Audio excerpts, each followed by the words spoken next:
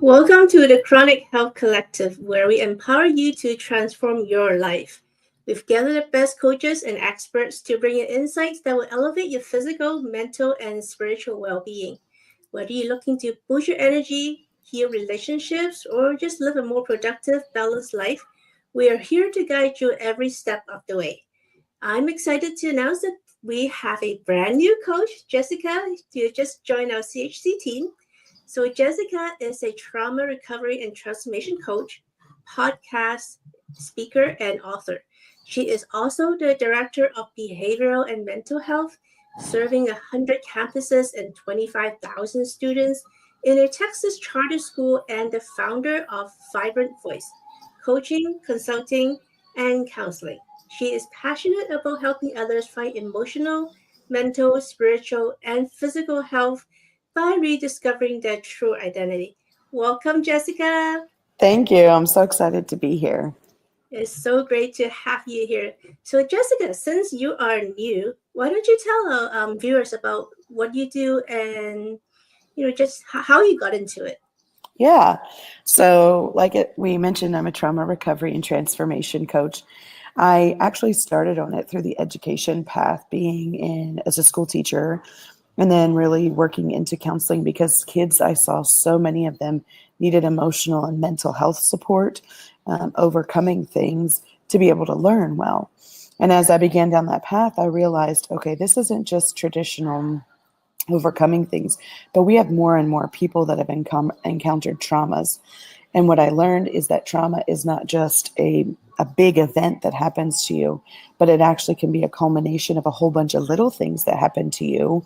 And it's an injury that we encounter in our nervous system. And everybody can sustain an injury from a different thing, or we can all go through the same thing together. And some of us are not injured and some of us are. And so to me, I became really passionate about finding healing. I think that's so powerful because when we're injured, there's an opportunity to heal, which is a much different approach than some clinicians take. And so that began my journey to say, okay, how can I help people really transform how they're living and recover from these injuries that they've sustained to their nervous system, which has impacted their spirit, their soul, their mind, will, emotions, their intellect, and their whole body. Wow, that's amazing. I like how you say that it is an injury. A lot of people don't see it that way. They don't. They kind of just brush it off. Especially people my age, the boomers, the Gen X's. We just see suck it up and keep moving, right? But Yes. we don't think about it. It's actually a lot deeper than that. Yeah. And it impacts so much of our lives, and we don't realize we're walking like the quote, there's a great quote by C.S. Lewis, and it says, it's easy to recognize a toothache than it is to recognize a heartbreak, and it's easier to kind of deal with physical pain in our body than it is to recognize and work through mental pain. And the trauma injury causes so much mental pain and pain in our spirit and what we think and feel and believe, and it doesn't look the same, so we don't pursue healing in it as fast. It's interesting, interesting.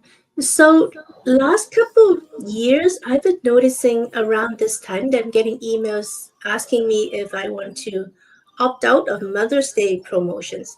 I subscribe to a lot of retail, a lot of they send me stuff. You want to buy this, but they always ask me I want to opt out of Mother's Day email, and what is the reason for that? Mother's Day is like one of the most recognized familial holidays that there is. There's, I think, over 139 billion cards that are sold. It's a big holiday. But there's become more and more awareness about the fact that it is really a trauma trigger for a lot of people.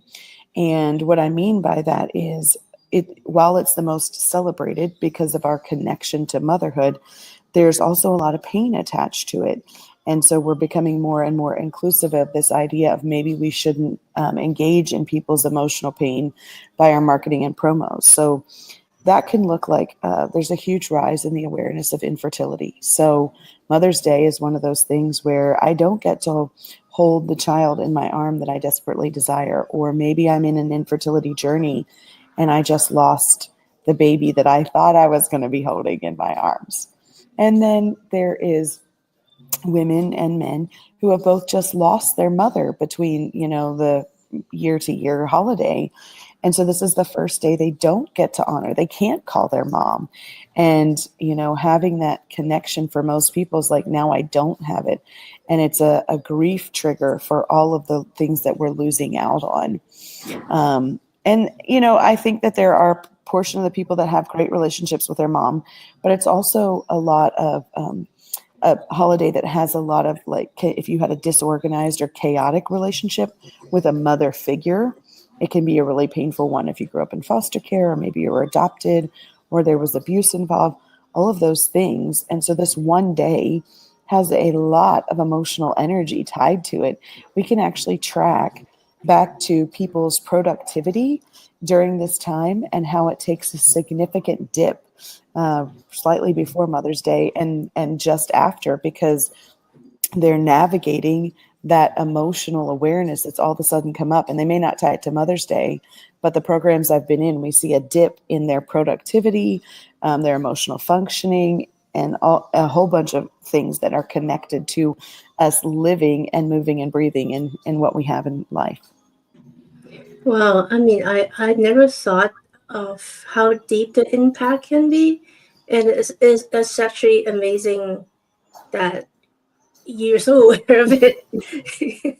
Because, like, I don't have a good relationship with my daughter. We are very polite to each other, but we never really speak about anything deep inside us, right? So, Yeah. how does the relationship or someone's relationship with their own mother affects how they deal with the Mother's Day trauma? Yeah. So, our we get this idea of nurture and connectedness from our relationship with our mom, right?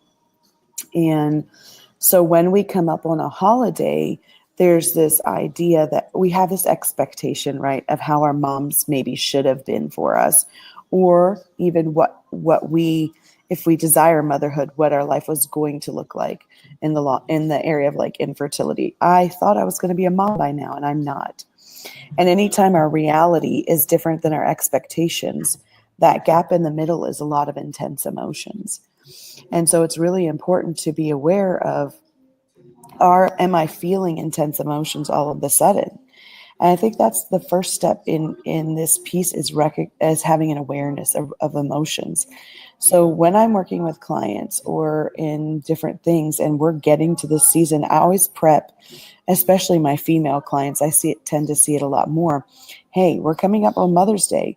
You need to be aware of what feelings you're having, and all of a sudden your inability to stay focused, to be productive, to get things done, or all of a sudden feeling very tense and angsty, because that is actually your the awareness of the fact that we're having this huge celebration, and your relationship with mother or motherhood has some stuff to work out in it. There's some tension or there's some healing that needs to occur.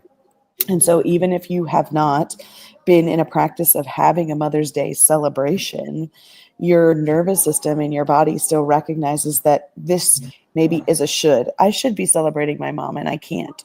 Or I should be having a child to hold in my arms and I can't. And that can produce a lot of angst in people. So kind of having that awareness and then paying attention to what are the things that I'm thinking about this awareness. Like, am I making myself think lowly of myself or bad of myself? Because when we have thoughts partnered with feelings, that's when we act on things, and it begins to anchor in these belief systems. Well, maybe I don't deserve to be a mom, or maybe I don't deserve to have a good mom. Maybe I'm not good enough. Maybe I need to fix something. And so it lends us to having all these further action steps then, which keep us stuck in a pattern that we keep repeating over and over and over again. Which brings me to my next question. Is there a difference in how men and women handles the grief of, I guess, motherhood? Yes, I think that there is. Excuse me just a second. I know the Um, allergies is running around here too. I'm sorry, I like those little stuff in the air. Took up, but I men receive nurture differently. Men actually can get stuck in what we call little boy energy. And so, so not to, belittle them, but women can become more defensive sometimes or own personally their connection to their mom. But men, and having not received that energy, especially if they're in a partnership already, can turn into the little boy in the relationship. Maybe they're seeking more comfort, or they're doing things to look for approval in a different sort of way.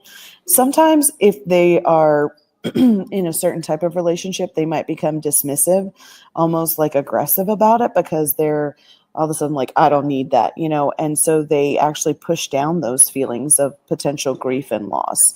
But it is connected to that piece of things. Now, if their mother is gone and they're with a partner, oftentimes that can become a point of tension because they're making a bigger deal about the emotional hole that they feel, even though they have a partner that they may have a child with and all that stuff. So it becomes this like tension point, like, well, I can't celebrate my mom and you can. So there's a lot of different storylines and belief systems we tell ourselves about it. There's also cultural significance to this holiday too, because every culture recognizes the role of motherhood so differently. And in some cultures, you have big families and generational celebrations or recognitions of it, and a lot of defensive posture from the men, like "don't mess with mom" kind of thing, and other ones not so much. Interestingly enough, when they look at like the amount of cards and things that have gone out from a prison, Mother's Day cards are the biggest male holiday, like mailing cards to their moms come out of the prison system than any other holiday ever in the Ooh. history of the year. So even when we experience these disruptive times in our lives and these places where we have significant lows, there's still an acknowledgement of who mom is or was for us. So, is there a difference whether how a person deals with the grief? Is there a difference as to where they are in life? Like, as suppose, I guess I'm looking at a person in jail is in a different place than a person that is extremely successful. Is there a Yeah. difference in how they would deal with the grief? Honestly, I don't think it has anything to do with the position of where you're at in life. I think it has more to do with what you were given permission to do as a child. And so, if you grew up in a home or in a culture that allowed you to recognize emotions and took time to acknowledge that this is something that is a loss, then you would tend to give yourself more permission to experience the pain of that or allow yourself to cry or experience sadness. But there's a lot of cultures and a lot of, especially you mentioned like boomers and Gen Xers, this is not a time to cry about it, right? In fact, it becomes almost this storyline where people are like, well, I wasn't this, or I didn't have this happen to me. So they become dismissive of the fact that there is pain attached to it because they're like, well, I wasn't abused by my mom, or my mom did the best she could. And what I like to say about that is like you can have both and in your storyline. Your mom could have done the best that she did for the circumstances you were in. Maybe she was a single mom and she worked two jobs or multiple jobs and you didn't get a lot of time with her. And also you can still have missed out on that nurture component from her. And so there's still a loss attached to that. Even if she's physically around, you might experience an emotional loss by not having that nurture component as part of your relationship.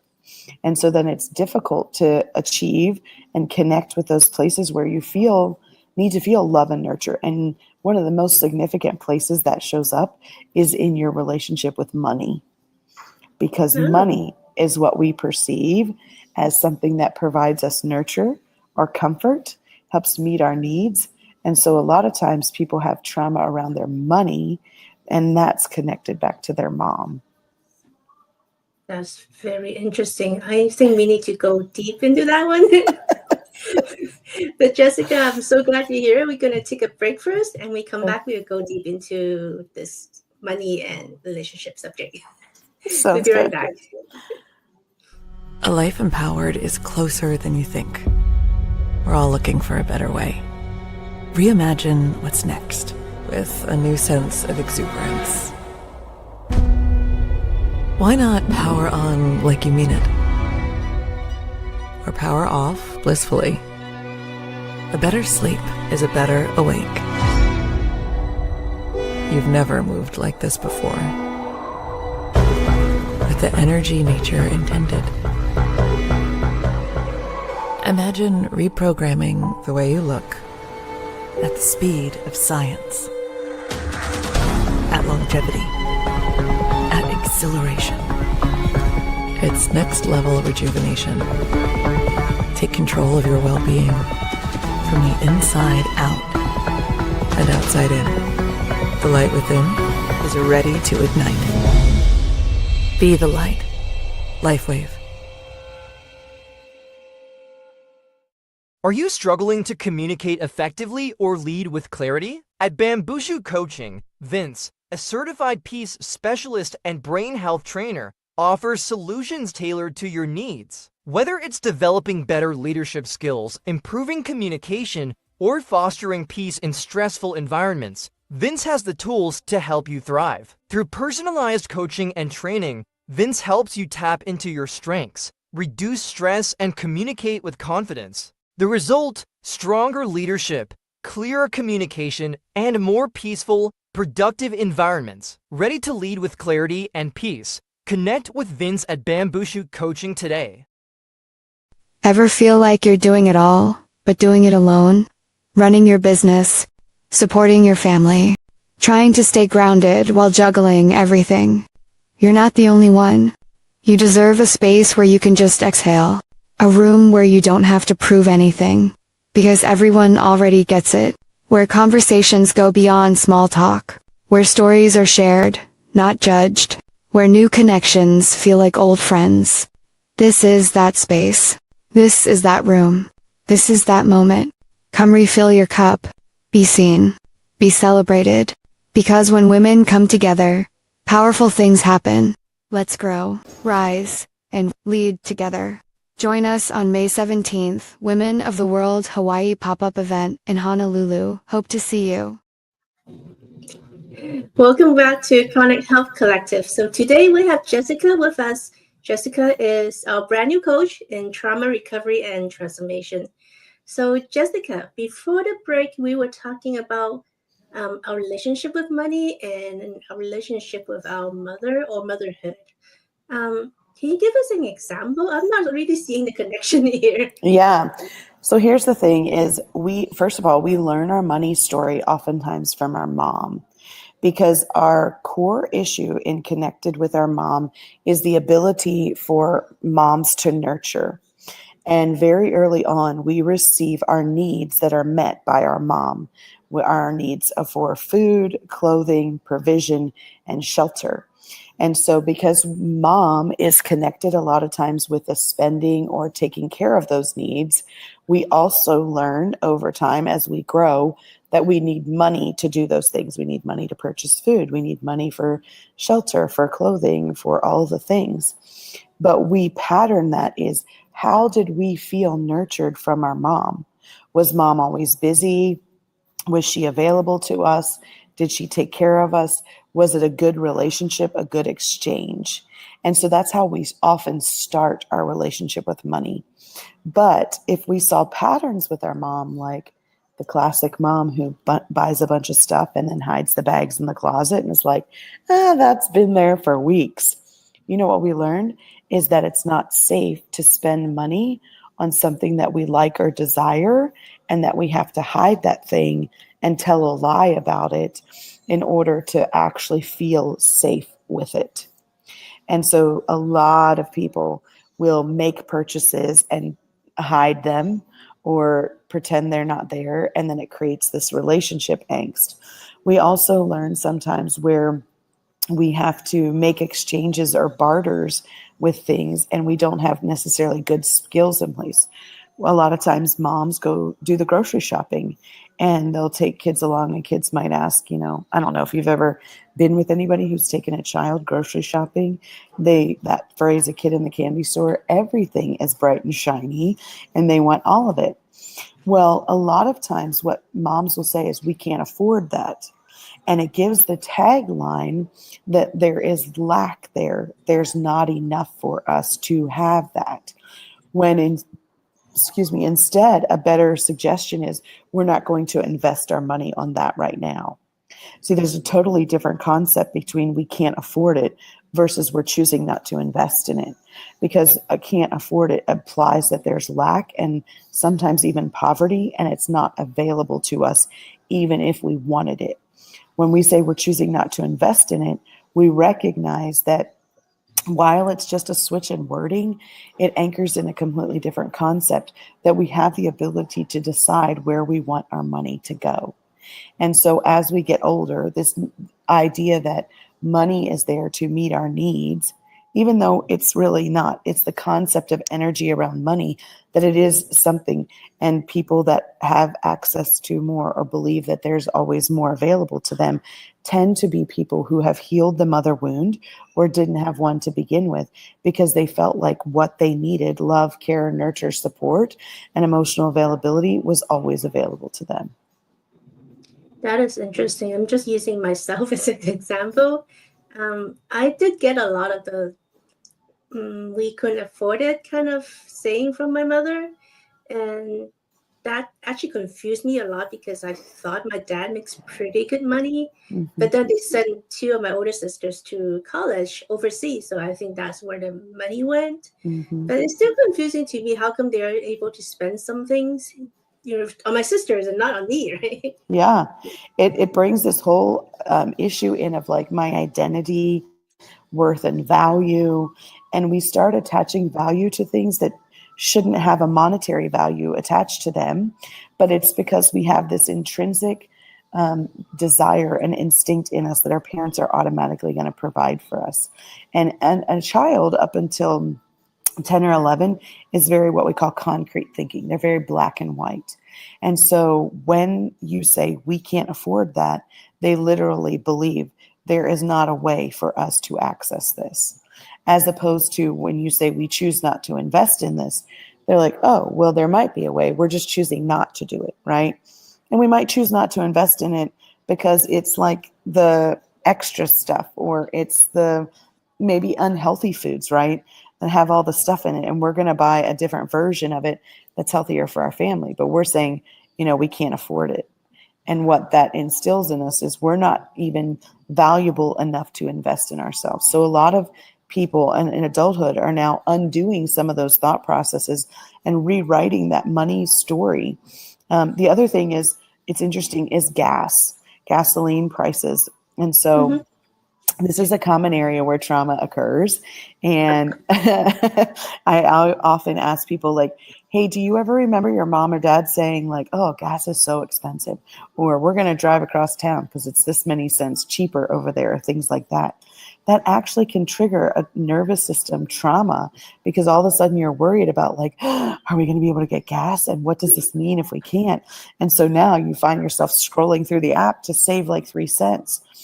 But the truth is if that is not an injury to your nervous system and your ability to feel cared for and safe and nurtured, the wealthy and the people that have gone through all of the healing related to the traumas around these things, they just go buy gas. They don't worry about if it's 10 cents cheaper across town, because they have nervous system regulation that I have the ability to have my needs met. I've rewritten my money story, and that injury is not still impacting me.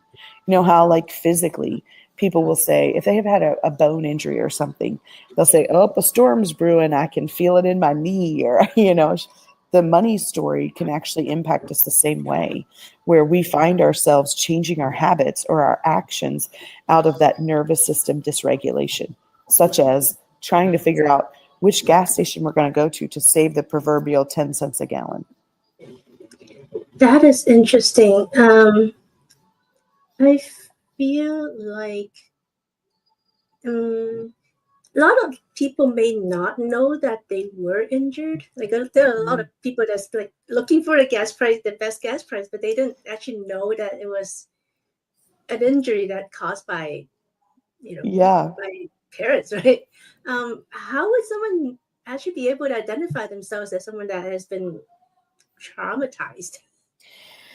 Here's what I'll say is if you can make a decision in safety, that's a big thing in safety, without feeling like you have to do it a different way in order to make it work. So when we're in a nervous system dysregulation or a traumatic state, things don't feel safe emotionally, physically, mentally, monetarily, if you want to say that. And so if you find yourself, what is driving the need for you to look for the gas price across town? Because a trauma response, if you're in that much of a survival mode, you are living in a trauma response. Why are you making that choice? And some people would come back and say, well, it's a financially sound decision. And it's like, and my response back to them, is it a financially sound decision? Or are you actually re-traumatizing yourself? What is the story you're telling yourself? Because if you believe in this idea that there's abundance, there's more than enough, right? There's the ability for us to heal our spirit, soul, and body, then there's an opportunity for that 3 cents a gallon, 5 cents a gallon to come back to you in some other way, shape, or form. So I always ask people, if you don't know, you want to look for safety. Why am I doing this? What's driving me to make a change or do something different? And so those are subtleties when you think about, I say, if you go up to if you're in the grocery store and you go to swipe your card and your heart is pounding, that's a good sign that you're not regulated about buying groceries. Now, I get it. This is kind of the little joke sort of I use, a cart of groceries used to be $195 and now it's $650, right? Because of cost change. But my point is if you are literally making decisions and you feel this nervousness about you, that's a good chance that you're not feeling safe in your body, which means that at some point in time, you received a message that this concept wasn't safe. That could be about money. It could be about groceries. It could be about your relationship with your mom. It could be about the situation. We started off talking about holidays and stuff like that. There's a lot of different areas in life that you can even have a learning trauma. So maybe your mom had a lot to say about how you got good grades in school, or your sibling got good grades and you got terrible grades. So Right. you can actually have a learning trauma too. So there's all these different things as stories we have learned where we didn't feel safe. And we didn't feel safe over a period of time. And our nervous system didn't have time to process the thoughts that we had about it, the emotions that we felt about it, which ultimately led to the story that we began telling ourselves about who we are and what's available to us. I see that a lot with women who are struggling with infertility. It's like their body's not working. And so this idea of like, I should have been able to become a mom right now, and my body isn't working. I'm broken. And so there's not just the pain of loss and the pain of missing out.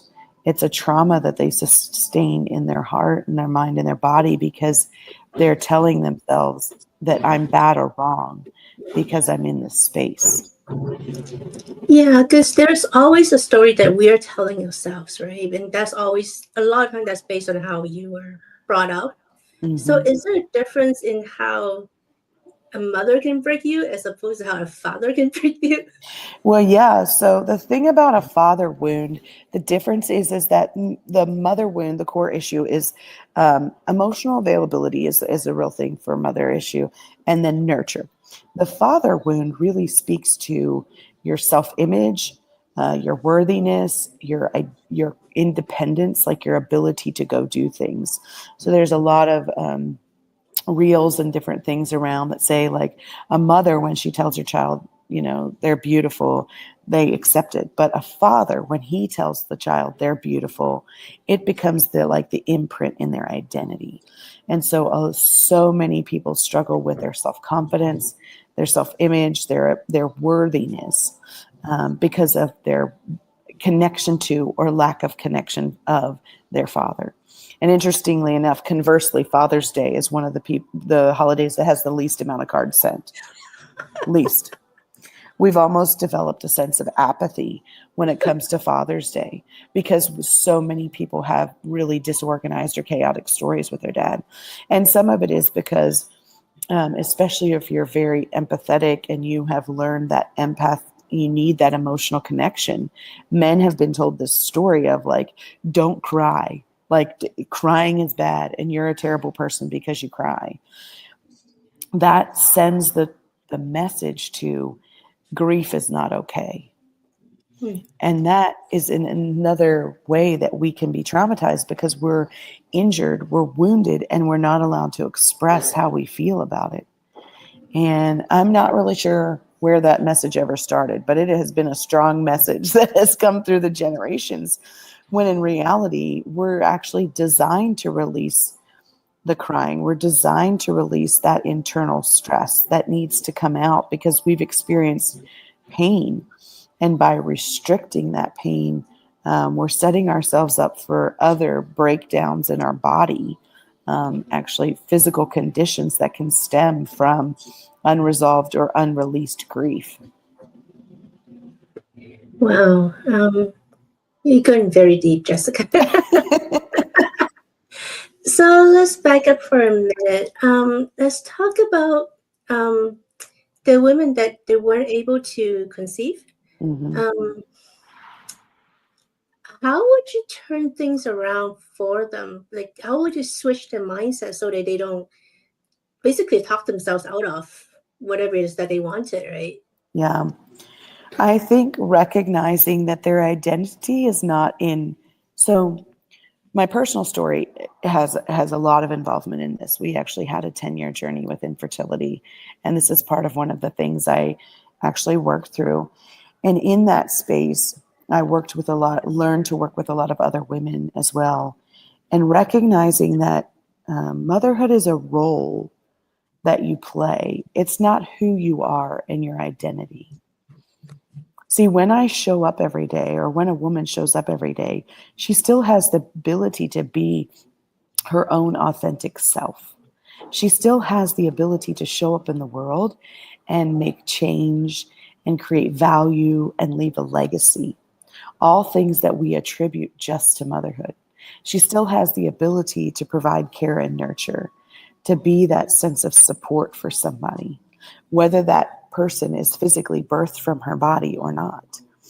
And I think when we began to shift the mind that says, I am not bad or wrong because I am not fulfilling this role in the way that I expected to, we set ourselves up to look at life to say, well, how can I still have that opportunity, if I choose to be loving and nurturing and caring to other people, or even to pets. Some people have taken that role on and say, I may not have ever had physical children of my own, but I have provided love and care and nurture to a pet in a way that I never anticipated.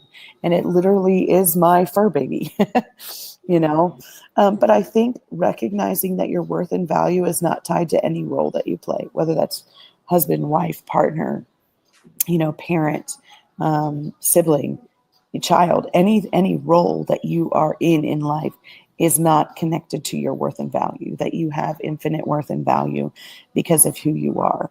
And I heard a great author say it this way: it's not about your worth. You are essential. It's not about being worthy, because you're an essential person at this point in time, that you are here on this earth to carry out a specific mission that your identity alone is designed for. And I was like, man, that's so powerful. It's a whole different ballgame when you know that who you are and how you show up is essential in life. I love it. I think that is essentially the whole point, is that you don't have to be something. You are already you, and you're already contributing the way that you can. So I love it, Jessica. That's so amazing. So we're going to take another break. And when we come back, I think we should talk about strategies to how to heal. Is that it? Yeah, sounds great. All right, let's take a break. Imagine a life where every day is fueled by energy, vitality, and purpose. where age is just a number and your best years are always ahead. Hi, I'm Andy Nam, certified functional nutrition longevity coach, best-selling author, and international speaker.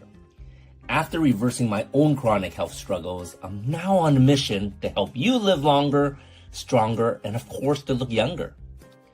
I combine biohacking, cutting-edge nutrition, and stem cell technology to unlock your body's full potential. So no matter where your starting point is, I'm going to guide you toward a chronically healthy life. Ready to reverse aging and take control of your future? Connect with me today. Your journey to longevity starts here. Have you ever felt stuck in your marriage, wondering if things will ever get better? Meet Samantha Kawa, the marriage coach who's helping people transform their relationships in ways they never thought possible. Having saved her own marriage twice, Samantha knows the way forward. If you're ready to rebuild trust, reconnect, and create the love you deserve, visit www.thegems.com today, because the first step to transforming your marriage starts with you. Hi, I'd like to personally invite you incredible women, to an event that's happening on May 17th in Hawaii, Women of the World Networking Event. This isn't just another networking event, it's a space for women, leaders, entrepreneurs, and professionals to connect, learn, and grow together. Whether you want to expand your business, step onto the stage as a speaker, or showcase your business and your brand, there's an opportunity for you if you're ready to take your connections to the next level. Join us on May 17th, and I'll see you there.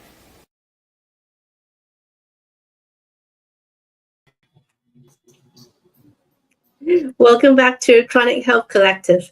So, Jessica, because I saw Vince's promotion, I want to ask you something that just came to my mind. Sure. There is a lot of women empowerment going on, for the last decade or so, right? Mm-hmm. Do you feel like that's contributing to the mom trauma, or is that actually helping with the mom trauma? There's a huge rise in what I call trauma-informed coaching, which is significantly different than what I do. And I think if the coach that is working, or an individual that is working to empower women, has a trauma-informed approach, they can build or structure their programs, even if they're not a coach. If they have a trauma-informed awareness of what's going on, they can build and structure their programs in a way to empower women to walk through. But there is also this level that when we don't have a trauma understanding, that we can actually bypass people's trauma and cause them to want to dismiss it or diminish it. Like, just power up and do the thing, and you can heal and you can be amazing. And that's all true. However, it is a form of almost like compartmentalizing the trauma that's occurred. And when we compartmentalize and dissociate from our trauma, put it back here, pretend it didn't exist, as in sometimes what Gen Xers and Boomers do, and beyond, right? That will only hold for so long. And what I'm seeing happen is this rise of people like trying to just push through and experience that good feeling that power brings us and that confidence brings us. And they get to a point and their system is like, absolutely not. We're not doing this anymore. And they end up in a shutdown. And so we see a rise in like adrenal fatigue and nervous breakdown. We see it in certain professions where they're quitting their profession. They think something's wrong with them. And so vicarious trauma is what a lot of people call it, like a secondary experience of the trauma. And so it's not bad or wrong. I think there's beauty in it, but I also think that you cannot bypass healing something that was really something that really impacted your life, which kind of lends itself to the idea you mentioned before about strategies. One of the first strategies that I actually talk to people about is regulating your nervous system. And so if you find yourself, when it comes to whatever the concept that traumatized you, say motherhood, and you find yourself coming up against Mother's Day every year, it's a reoccurring holiday, and you can't go to stores because you see Mother's Day cards, you avoid going to restaurants because there's Mother's Day brunches, you hide your phone so you don't get any text messages from anybody about Mother's Day, you stay off social media because you don't want to see posts. Those are trauma responses. And until you address the emotional needs that come with that and regulate your own nervous system and body, you are going to continue to experience that no matter how many empowerment conferences you attend or how much you do, right? So the thing with trauma is it has to be healed in your body in a safe setting. And when we're experiencing trauma, we've received a lot of signals that we're not safe, which is oftentimes why it's tied back to the mother concept, because the mother provides that nurture and emotional safety for us. So learning to regulate your body. One of the strategies I use for that is breathing. A short breath in and a long breath out. And repeating that a couple times over and over actually tells your brain that you're safe, because your brain has a response in a trauma response that you're not safe physically. It says you're in a threatening situation or a dangerous one. So it's trying to run to get away, right? Well, you can't take a short breath in and a long breath out if you're running to get away from something. Sure. Right. So we have to tell your brain something different. And then before we address the thoughts or anything, because the other part that happens in that is our brain is sending signals to our body that are bypassing this part of our brain called our prefrontal cortex. And so when we're bypassing that, that's our logic center of our brain that says, no, you're fine. There's nothing chasing you. You're safe. You're cared for, right?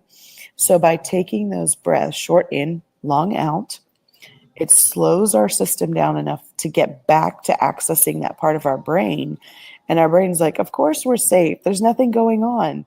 That's because there's a trauma there that needs healed. So self-regulation is really important.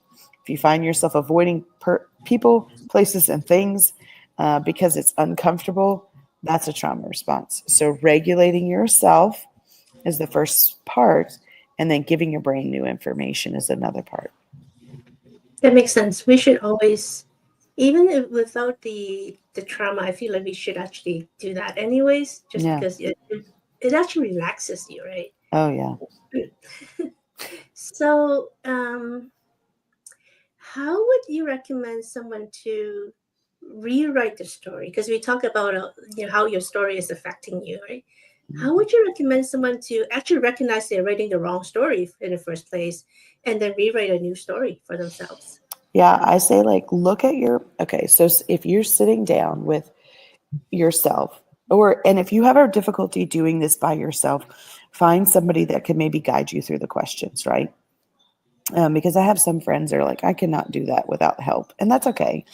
But I look at what am I thinking, feeling, and believing about this thing. Okay, so let's take the idea of I want to be a mom and I can't, right? Because my body's not working or it's just not the right time or whatever. So what am I thinking, feeling, and believing about myself because I'm not a mom yet? And that is where you kind of write down that whole piece, because that's your story that you're telling yourself. And then looking at, okay, well, what do I want to think and feel and believe about this? And it starts with you looking at the converse belief system. And so if we believe that we're not good because we're not a mom, our brain will actually find evidence of that looking all around us. It looks for things to anchor in belief systems we hold. It suggests a lot of thoughts, and then we have a lot of feelings about it, right? So we start with the opposite belief first. Okay, I'm a good person even if I'm not a mom. And then I want you to sit down, and so you write that out. What is the new belief? Completely converse or opposite of what you believe now. I'm a good person even if I'm not a mom. And then ask yourself, where in my life do I have evidence to support this idea? So you start to look, where do you have evidence that you've maybe done something well, or you're a good friend, or you're happy, or you have learned to listen really well, or you're loyal, or you're kind, like those character traits that are not defined by your role. And you start to write them out. And then you ask yourself, what do I want to feel about who I am and how I show up in the world? And you just literally write a new story, just literally write it down, and you start to read that over yourself. I encourage you to read it every day. But even if you can't read the story every day, simply telling yourself that new belief system and letting yourself sit for a minute or two to think about, where is that happening in my life, or has it already happened? Your brain begins to redirect itself to this new belief system. And that's how we rewrite the story. We literally rewrite the pathways in our brain. That makes sense. That's actually very amazing. So one more question. They always say that time heals all. Does it actually work with grieving? Like, do you feel like Well, every year your grief is eventually going to go away? time doesn't heal anything. Time will pass. Wounds. Here's what I say. Imagine that you're kind of like a jar, and you have a grief loss. Say you have lost your mom. When that first happens, that grief is so big, it takes up the whole jar, right? Time is going to pass. And if you choose to do nothing about it, that grief is going to feel just as big. And they've actually named disorders after it now, prolonged grief disorder and things. However, if you make a choice to move forward and do activities, which they say is one of the best things to start doing is in a grief journey, is start to make steps to move forward in routines and processes and normal activities of life the best that you can, but also being intentional to have a support system around you for when things get difficult in time and hard. What can happen is the amount of grief actually doesn't change, but the container, the description of who we are, actually grows and expands. So grief doesn't always feel as big as it once did, because who we are has grown or changed, and so that's kind of like this idea of like time heals all wounds. No, time doesn't heal anything, because people can be stuck. However, it's us making a choice. Now, we can choose to say over time, well, it is what it is, and this is just the way life is, right? When we experience, especially if we experienced a death loss of our mom, people just die. Like, we have a birth date and a death date, and that's how we live life, right? And I will say to those people, if you dismiss that too much, there will come a point in time where maybe not this incident, but some incident will emotionally shut you down, because your system is designed to release those emotions. And so even if you don't want to be super crying about it and shut down, one of the biggest things that can help the healing process or grieving process in grief is communication. Because so much of our grief gets stuck because we have what I call unresolved communication. Our heart and mind has stuff it wants to say, and all of a sudden the chance is gone to say it.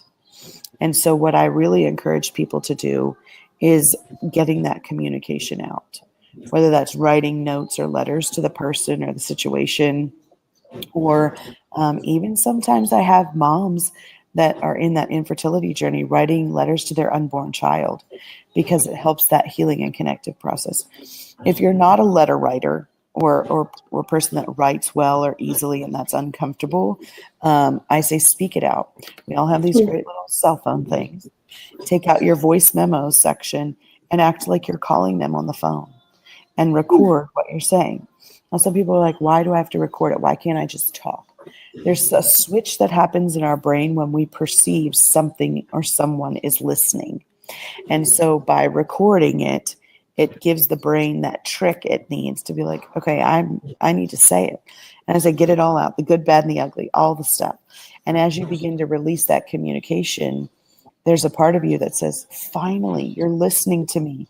You're experiencing all of this stuff I have to say, and you're giving me a space to heal all of these words and things that are stuck.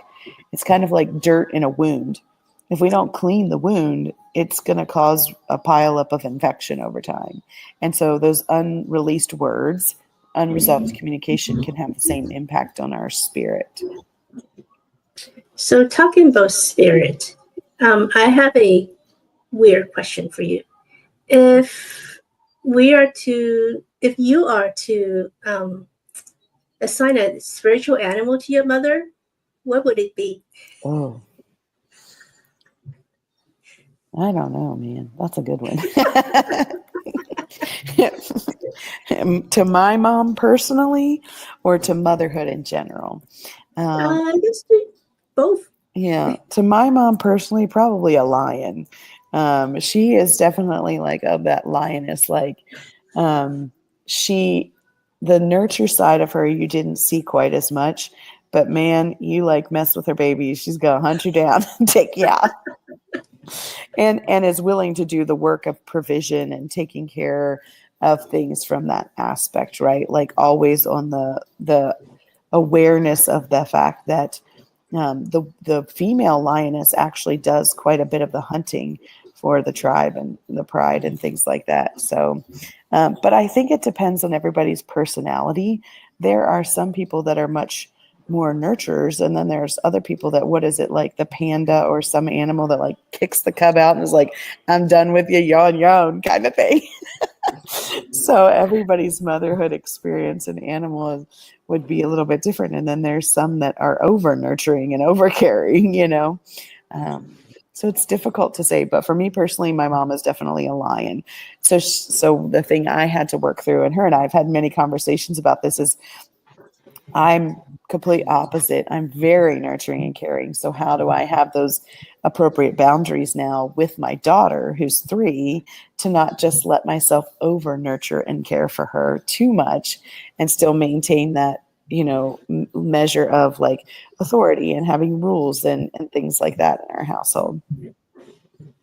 So before we wrap this up, Jessica, do you have any last advice that you can give to our viewers on how to handle Mother's Day? I would say is check in with yourself right now, because we're getting close. So check in with yourself in this holiday, and what are you thinking and feeling and believing about it? And then make a plan ahead of time for what you want to do. Don't just ignore it. Don't check out. Have a support system you're connected to in a way that you can acknowledge the day peacefully. And if you're still really stuck and disrupted post Mother's Day, it might be time to evolve some level of professional to help you navigate through why this injury is impacting you so much. So last question. I promise this is the last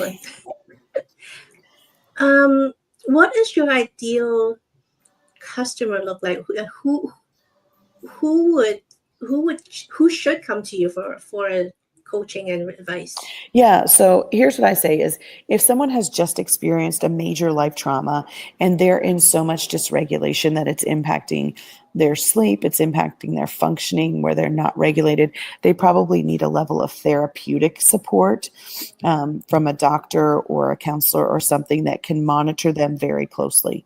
If they're post the trauma and they're going through life, but they realize they're still not healed, or certain things bring up a lot of intense emotions and they kind of shut down, but they're also ready to do the work, that's the person that is an ideal client for me. Because I say, I'm not here to just help you lick your wounds. I'm here to help you heal, recover, and really tap into who you're meant to be and figure out how to live that best version of you. Well, thank you so much, Jessica. I'm so glad you're here with us today. Yes. And if today's discussion resonates with you, remember, you don't have to navigate your journey alone. Book a complimentary consultation with one of our coaches. They are on our website, chronichealthcollective.com, and you can get your personalized support you need. And now that we have Jessica here, we have expanded our menu of options for you. So be sure to sign up for our Chronic Health Collective monthly magazine.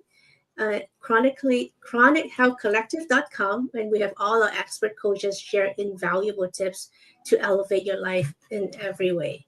So join us every Tuesday at 7 p.m. CST for more transformative insights to help you up-level every aspect of your life and health. If you miss an episode, don't worry, you can always catch up at any time at watch.e360tv.com on the Vitality TV network, and also on our YouTube channel, youtube.com/Chronic Health Collective. Thank you, Jessica, and we'll Thank see you. you all next week. This Mother's Day, celebrate the woman who gave you everything by giving her the glow she deserves. Our Coolness Face Cream and Eye Serum Duo is the perfect self-care treat. And right now, you'll get 15% off with code MDAY15. Plus, while supplies last, we're gifting you a bonus eye cream applicator because mom deserves luxury. But don't wait. This special offer ends on Mother's Day. Shop now at coolness.com and help her feel her beauty.